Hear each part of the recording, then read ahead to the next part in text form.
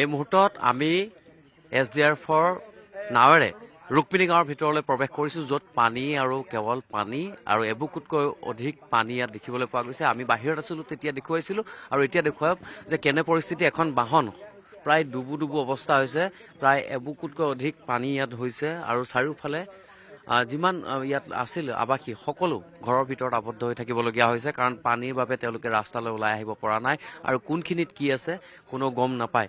এয়া হৈছে গুৱাহাটী মহানগৰীৰ ৰুক্মিণী গাঁৱৰ দৃশ্য। এয়া মহানগৰীৰ দৃশ্য। কেনে পৰিৱেশ, এখন বাহন ৰাজপথত সম্পূৰ্ণৰূপে ডুব গৈছে, আৰু অকণমান থকা হ'লে হয়তো আৰু ডুব গ'লহেঁতেন।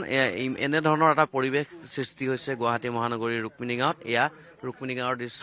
এয়া কেনেধৰণে ইয়াৰ আৱাসীসকলে পানী ফালি ৰাজপথৰ মাজলৈ ওলাই যোৱাৰ প্ৰয়াস কৰিছে, কাৰণ চাৰিওফালে পানীৰ বাবে ওলাই যাব পৰা নাই। আৰু প্ৰতিটো গলিত, ৰুক্মিণী গাঁৱৰ আমি যদি চাওঁ, প্ৰতিটো গলিত পানী আৰু এবুকুলৈকে পানী হৈছে, যাৰ বাবে ইয়াত থকা প্ৰত্যেক ঘৰ লোক আৱাসী ইয়াত আবদ্ধ হৈ পৰিছে। কিন্তু দুখৰ বিষয় যে এতিয়ালৈকে প্ৰশাসনৰ ফালৰ পৰা কোনো এজন ব্যক্তি ইয়ালৈ অহা নাই। কেৱল মাত্ৰ SDRFৰ এটা দলে পুৱাৰে পৰা তেওঁলোকে নিৰবিচ্ছিন্নভাৱে কেইবাটাও দলক ইয়াৰ পৰা উদ্ধাৰ কৰিছে, কিন্তু এতিয়াও এখন ৰাবাৰ বুটেৰে উদ্ধাৰ কাৰ্য চলি আছে, সেয়া পৰ্যাপ্ত নহয়। বহু সংখ্যক লোক এতিয়াও আবদ্ধ হৈ আছে ৰুক্মিণী গাঁৱৰ ভিতৰত, আৰু ৰুক্মিণী গাঁৱৰ ভিতৰৰ দৃশ্য আমি দেখুৱাইছোঁ। কেনেকুৱা পৰিৱেশ, এবুকু পানী ফালি মানুহে ওলাই আহিছে নিজৰ গন্তব্যস্থানলৈ, কাৰণ পানী ঘৰৰ বাহিৰে ভিতৰে ৰাজপথত সকলোতে পানী। যিমানেই উন্নয়নৰ বিকাশৰ শ্লোগান দিছিলে চৰকাৰে, সিমানেই যেন গুৱাহাটী মহানগৰী লাহে লাহে কৰ্দৰ্য হৈ উঠিছে। আৰু এনেকুৱা এটা পৰিৱেশ দেখিবলৈ পোৱা গৈছে যে এইসকল লোকৰ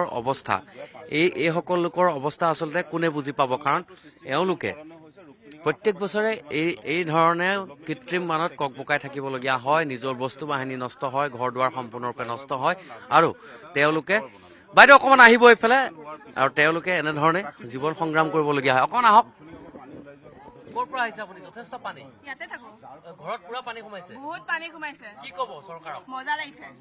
এয়া আচলতে চৰকাৰৰ প্ৰতি ক্ষোভ, কাৰণ বিকাশৰ কথা কোৱা চৰকাৰৰ দিনত এয়া হৈছে তেওঁলোকৰ দুৰৱস্থা। এয়া হৈছে বিকাশৰ ছবি। পৌৰ নিগমেই হওক, গুৱাহাটী মহানগৰ উন্নয়ন প্ৰাধিকৰণেই হওক, যি বিভাগেই নহওক, তেওঁলোকে দম্ভালি মাৰে, দাম্ভিকতা প্ৰকাশ কৰে, মিনি ছুইজাৰলেণ্ড বনাব গুৱাহাটীক, আৰু সেই মিনি ছুইজাৰলেণ্ডৰ দৃশ্য অৱশ্যে আমি নাৱত মিনি ছুইজাৰলেণ্ডৰ সেই অনুভৱ কৰিব পাৰিছোঁ। তেওঁলোকৰ কৃপাত বোকাময় পানী, কৰ্দৰ্য পানীত আমি তেওঁলোকৰ নেতা মন্ত্ৰী বিধায়কৰ স্বপ্নৰ ছুইজাৰলেণ্ড আমি দেখুৱাইছোঁ আপোনালোক। কেনেকুৱা তেওঁলোকে মিনি ছুইজাৰলেণ্ডত পৰিণত কৰিম বুলি কৈছিল গুৱাহাটী মহানগৰীক, সেই দৃশ্য আপোনালোকে দেখিছে। আমি লাহে লাহে আগুৱাই গৈ আছোঁ ৰুক্মিণী গাঁৱৰ ভিতৰৰ ভাগলৈ। প্ৰত্যেকটো গলিতে পানীয়ে ভৰি পৰিছে, ৱাল সম্পূৰ্ণৰূপে ডুব গৈছে, যি দেৱাল আছে দেৱাল সম্পূৰ্ণৰূপে ডুব গৈছে, প্ৰত্যেকখন ঘৰ পানীৰ তলত ডুবিছে। ইয়াত থকা যিসকল লোক আছে তেওঁলোক ওলাই যাব পৰা নাই। বহু যান বাহন পানীত ডুব গৈছে আৰু নষ্ট হৈছে বা বিকল হৈ পৰিছে। গতিকে এই যি ক্ষতি সাধন হৈছে জনতাৰ, সেয়া যেন কাৰো ভ্ৰূক্ষেপ নাই। নেতা মন্ত্ৰী কেৱল ভাষণৰ ফুলজাৰিতে তেওঁলোকে ৰৈছে, ভাষণৰ ফুলজাৰি মাৰি থাকোঁতে তেওঁলোকে গৈছে। আৰু ৰুক্মিণী গাঁৱত আজি গুৱাহাটী মহানগৰীৰ ভিতৰৰ মাজমজিয়াৰ এটা দৃশ্য আপোনালোকে দেখিছে, যে এয়া হৈছে বিকাশ, উন্নয়ন, সৰ্বতো প্ৰকাৰৰ তেওঁলোকৰ সমবিকাশ, উন্নয়নৰ এয়া তেওঁলোকৰ দৃশ্য দেখুৱাইছে। আৰু এয়াই হৈছে চৰকাৰে উন্নয়ন কৰাৰ আজিৰ পৰিৱেশ। এনেকৈ নিশা হোৱা মুষলধাৰ বৰষুণৰ পাছত এই ধৰণে পানীময় হৈ পৰিছে, কৃত্ৰিম মানত বুৰ গৈছে ৰুক্মিণী গাঁও সমস্ত। আৰু মোৰ সহযোগী অঞ্জনে দেখুৱাই আছে যে এয়া আচলতে ৰুক্মিণী গাঁৱৰ মাজমজিয়াৰ দৃশ্য, গুৱাহাটী মহানগৰীৰ দৃশ্য। এয়া হৈছে গুৱাহাটী মহানগৰ উন্নয়ন প্ৰাধিকৰণৰ যি কৰ্মদক্ষতা, সেয়াৰ নমুনা। আৰু এনেকৈয়ে ৰাবাৰ বুটৰে মহানগৰীৰ ৰাজপথত ৰাবাৰ বুট চলিবলগীয়া এটা পৰিস্থিতিৰ সৃষ্টি হৈছে। আৰু ৰাবাৰ বুটৰ জৰিয়তে ইয়াত আবদ্ধ হৈ থকা যিসকল লোক আছে তেওঁলোকক নিবৰ কাৰণে আমিও আগবাঢ়ি আহিছোঁ, SDRFৰ যি দল আছে তেওঁলোকৰ সৈতে। আৰু এয়া হৈছে গুৱাহাটী মহানগৰীৰ আজিৰ দিনটোৰ দৃশ্যাংশ। আপুনি বিচৰা বাতৰি পাব কেৱল নিউজ 18 এপত।